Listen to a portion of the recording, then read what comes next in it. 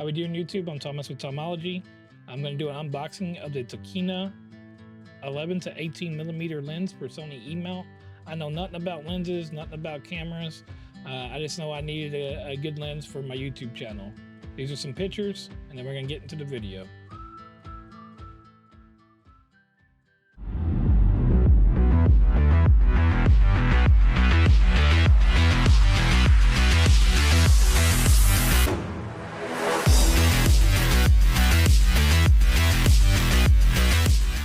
Okay, I'm not a camera expert or nothing, but I got the ZV-E10 so I can do vlogs and to do unboxing videos like this one right here.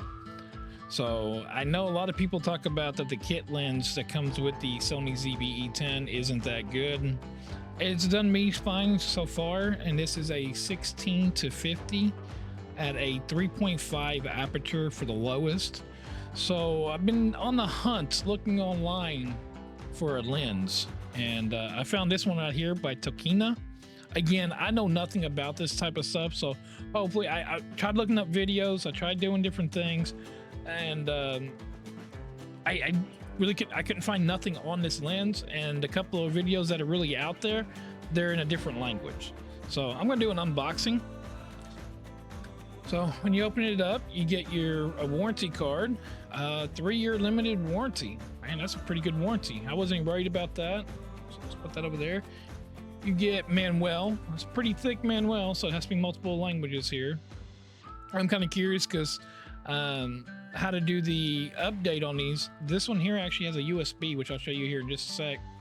It has a USB for updating the lens. Again, I am new to all this. So what do we got here? All right, so the first thing, we'll put the box to the side. So the lens hood. So there was one review that I did see, they were talking about how being rough. You know what? I kind of like that. I kind of like it has a texture to it. I kind of like that texture. It feels like it's nice. And that was something about the ZV-E10. You know, it came with the kit lens, but it didn't come with no hood for it. I thought that was kind of crappy when all these other lenses are, you know, when you buy one, they come with a lens hood.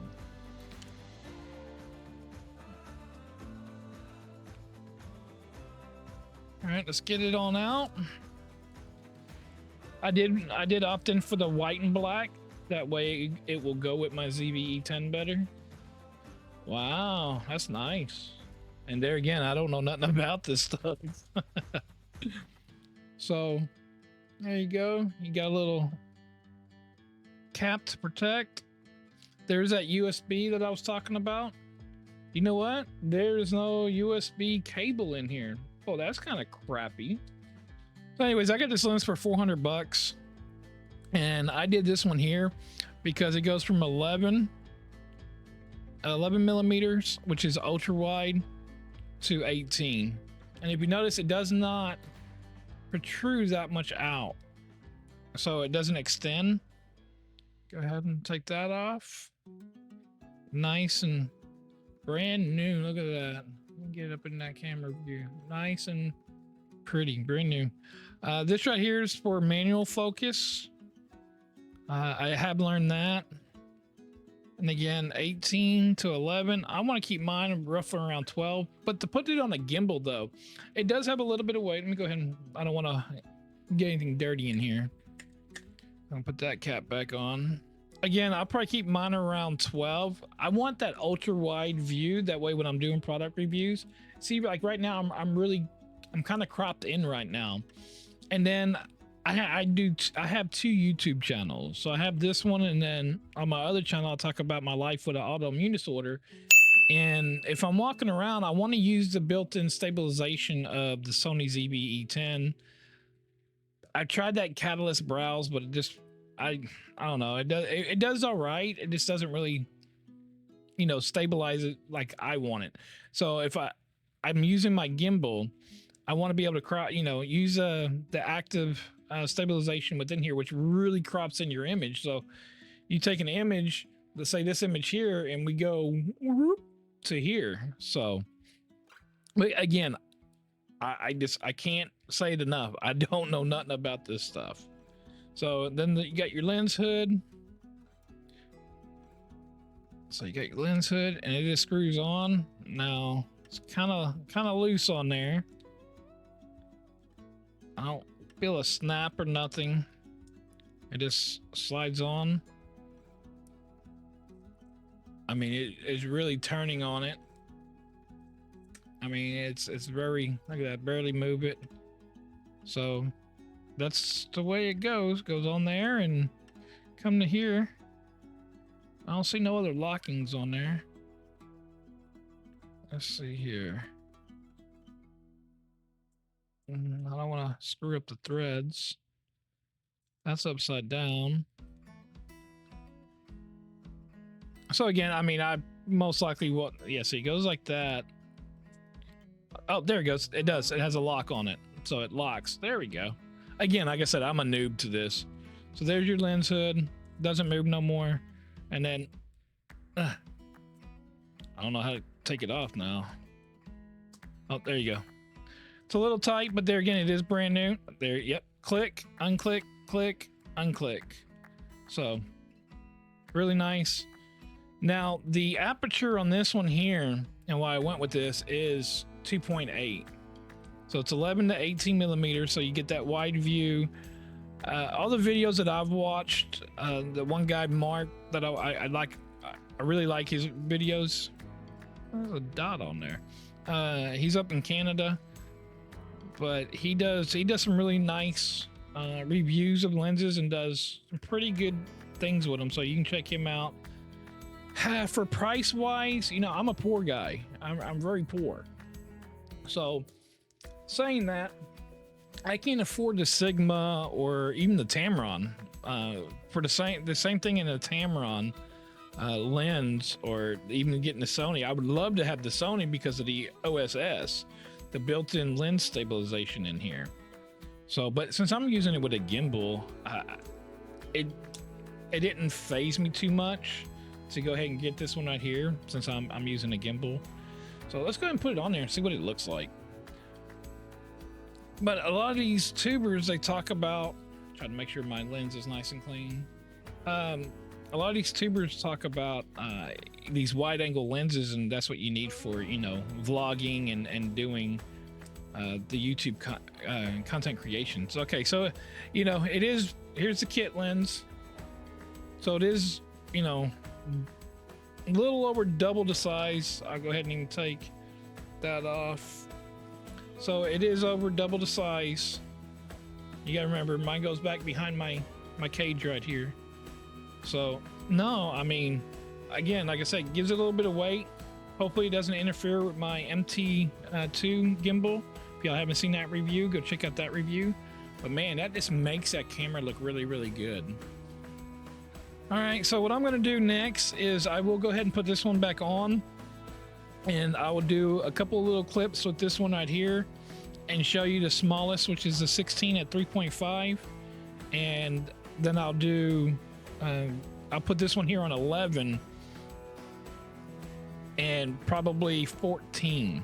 So somewhere between 11, I'll do 11, and then I'll do somewhere between 12, 13, or 14 to show you what that image is, the difference between just having this as 16 at 3.5. So again, I went with the 2.8 because of, I like that blurry background, and they say that the more the lower this number is, the better the blurry the background is. So again, I'm not too worried about, I guess they call it bokeh balls, where you make the balls in the back really circular and they don't have cat eyes or halos around them. I'm not too worried about that with this lens here, because this is basically just my vlogging lens. As I get better and I get really into the camera itself, and I want to actually add in extra photos and stuff, then I'll probably add in like a Sigma 30 millimeter or something. I had one, it was really nice, but it still wasn't what I wanted. I wanted more of a wide angle. So again, let me go ahead and get this one hooked back up, and I'll do a couple of comparisons between the 16 3.5 and then the 16 2.8, and then of course what you get for a wide angle. Okay, right here is the ZV-E10 kit lens, the 16 millimeter, and this is at 3. yeah, 3.5 aperture. So this is what you get, and this is with active stable shot on. Give me just a second, I'll turn active stable shot off. Okay, so now this is with active stable shot off at 3.5. My ISO is at 100. It'll be, I'll put it on the screen of what my ISO, my shutter speed. I believe my shutter is 1/60 right now. F3.5 and ISO 100 and 0 on the exposure. So this is what you get. Give me just a second, I'll hook up the Tokina. Okay, so now I have the Tokina 11 to 18. This is at 11 right here. This is at 11 millimeters. So I got super wide. There is no active stable shot at all right now on the ZBE10. So I'm gonna go ahead and there, right here, there's 14. So that's 14 millimeter. Now I'm gonna go to 16.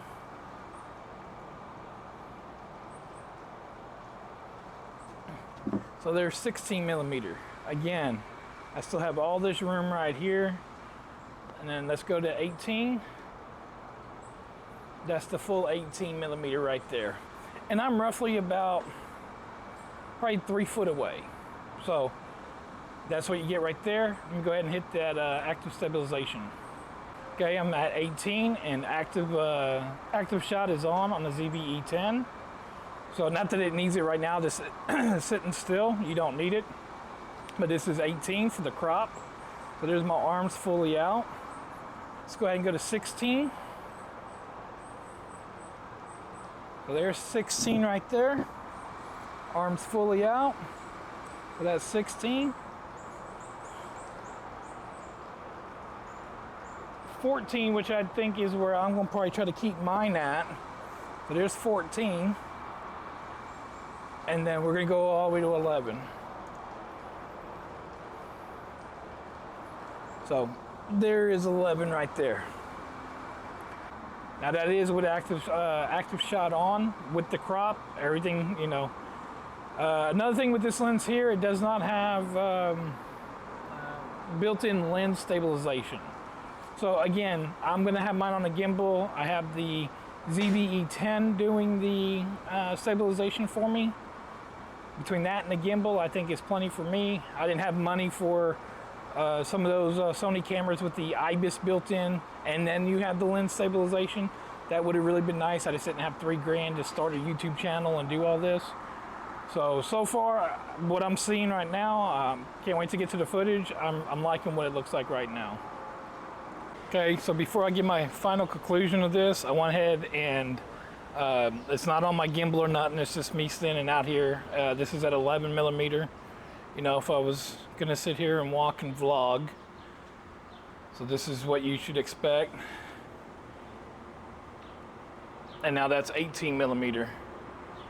So that's 18, and active stable shot or steady shot it is on. Again, like I said, I'm trying to learn all the terminologies. All right, let me give you my final thoughts. All right, so what did y'all think of the footage? I thought it looked pretty good.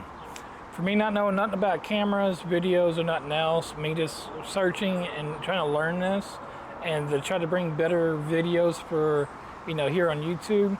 So one of the biggest reasons why I got this is for like this right here. So this is a new Boya mic. I'll leave a link down in the description, but it's what you're hearing me on right now. I think this is a really nice mic.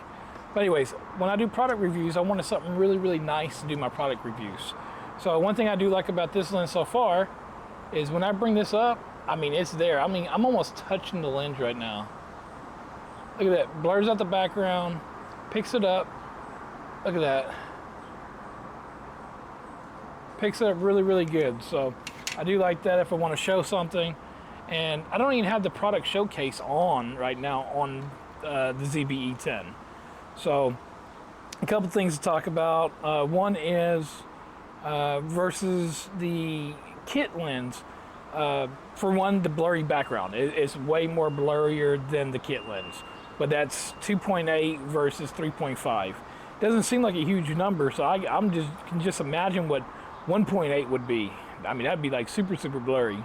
For nighttime bokeh balls and all that, I'm not worried about. So again, with me not knowing much, I'm not going to try to wait until nighttime comes and try to get you all the bokeh balls and all this stuff that everyone else talks about. My goal is, it's a review for a review channel.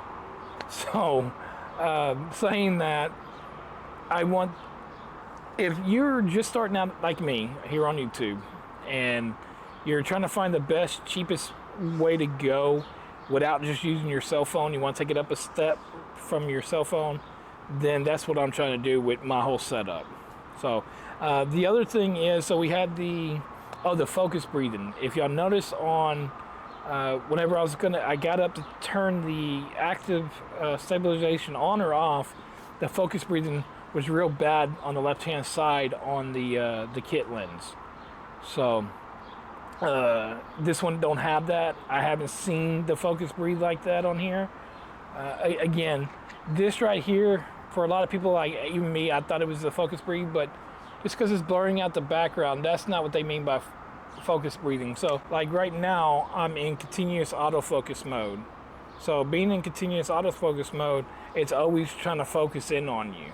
So doing that, sometimes the lenses will start breathing, you know, in and out, and I'm not seeing none of that on here. I did look at their website. This lens has been out for about a year, and I don't see no updates yet for the lens. So that can be good or bad. It does have a USB port on it, like I showed you, the micro USB. Doesn't come with the micro USB cable. Again, I didn't see nothing on their website. I'll look some more. I just briefed on there. Manuel didn't help none. Manuel didn't even show them the micro USB port on there. So that was kind of, I mean, some of these companies need to give a little bit more breakdown, especially when you're hitting a good price number. So $400 to me is a price number for me. Really and truly, I mean, there's nothing else. I mean, if you're new like I am, and you hear all this other stuff about how the kit lens isn't good, I agree. At the 16 millimeter mark, I think that 16 on here looked totally different than on the kit lens, and I think that this one is a lot better. But on the kit lens, I do like that 30 millimeter mark. Now I can't tell you the APS-C or whatever, you know, the lens versus a full frame lens. I couldn't tell you all them differences. I'm not an expert into that. Mark Burnett or something like that, he's up in Canada. He has a bunch of videos. Go to him or Think Media. Go to them and they'll give you really breakdowns, but no one had this lens. So I figured I'd do a lens on here. For what my use case scenario and what a lot of people just starting out and trying to set up, I mean, this lens is really nice to have in your arsenal, just to have it, I guess. I think that it does really, really good so far, and I mean, I've only played with it for, you know, a couple of hours so far today. If anything, I mean, you're increasing the value, your resale value. If you did buy a whole setup and you need to resell it, I mean, you can get almost everything back off of it. So like right now, you know, I've only had this stuff for about a month. The lens is new. I just got it today, but something happened tomorrow, and I'm like, all right, look, I'm done. I can't do this. And I go to sell everything. You know, I might lose $100 to $200 off of it right now. Might. So, but no, just start out here on YouTube to have it. I mean, the biggest thing I got to learn is learning to talk to the camera and learn, for one, not to say so much. I do say so a lot, but there's a few things I got to learn. You got to learn the camera, got to learn this, got to learn that. But that's part of learning, you know, so we can learn. But again, to do product reviews and to have it on my overhead above my desk and to do unboxings, it's going to be really, really nice. So I do like it. Again, one more time. Let me see if I can. There's 18. So 18 millimeter to 11 millimeter. So very quiet, very smooth. I don't hear no focus breathing. I don't hear nothing. If you're one of the persons that hold your camera by its lens whenever you're vlogging, you will be hitting that 11 to 18 all the time. So that might be a deal breaker for you. Other than that, I'm not seeing nothing. Mine's gonna be on the gimbal, or right now it's on a tripod. That's how I record. But no, that's my review of this Tokina Tokina 11 to 18 millimeter lens, autofocus for the E mounts. I'm Thomas the Tomology. Catch y'all on the next one.